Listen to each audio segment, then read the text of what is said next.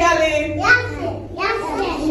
Bizə diqqətlə qulaq asın. Sizə gözəl nağıllar göstərəcəyik. Kuklalar sizi bugün həm də 1 iyun Uşaqların Müdafiə Günü münasibətilə təbrik edir.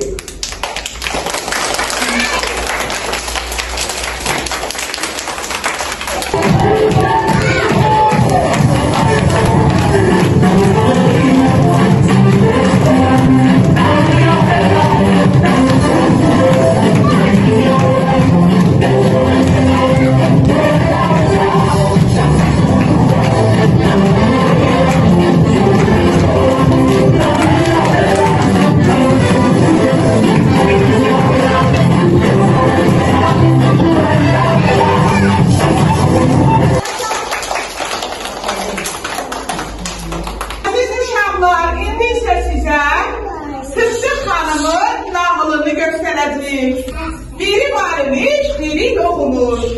Bir Tık-tık xanım varmış. O dozanqurduydu.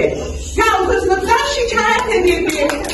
Bir gün Tık-tık xanım soğan qabığından çarıq geyinib şık yola düzəlməyə başladı. Tık-tık qabığından çarıq geyinib tık. Şermə çəkdim gözümə, tırıma çəkdim özümə.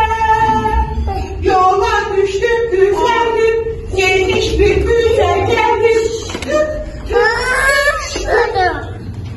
Tık-tık xanım yol alıb gələndə o bir çobana rast gəldi. Aha, sən nə gözəlsən? Ay Tık-tık xanım, bana gedirsən belə? Mən özümü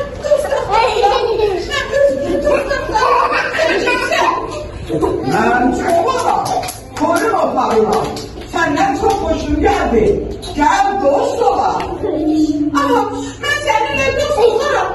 Amma necə, bildim acıqlandırsam səni. Nəyə döyərsən məni? Aha, məni acıqlandırsam.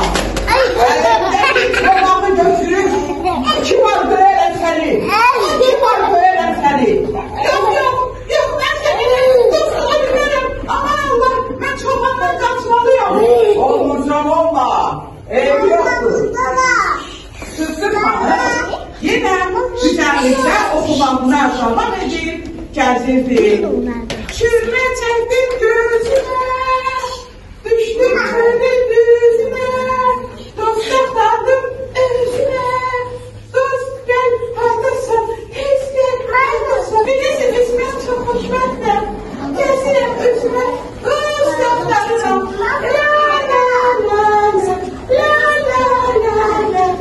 Birdən Tık-tık xanım gözəl bir siçana rast gəldi. Bu kimdir kolun başında gizlənir? Aman Allah! Mən siçanam, görürsən? Mən görürəm, aslında olmazsa nə gözəlsən?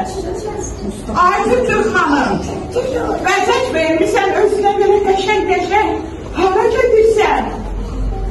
Mən özümə siçan və özümə dost axtarıram.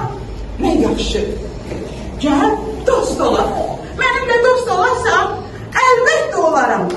Birdən əsəbləşdirsən səni, nə ilə görərsən məni? Buyruğuma yağ çəkərəm, ellərinə bal çəkərəm. Əzizləyərəm səni, ay mənim gözəl, Tık-tık xanımım. Sən də gözəlsən, yaxşı, mən səninlə dost oluram. İndi ki biz dost olduq, gəl rəqs edək.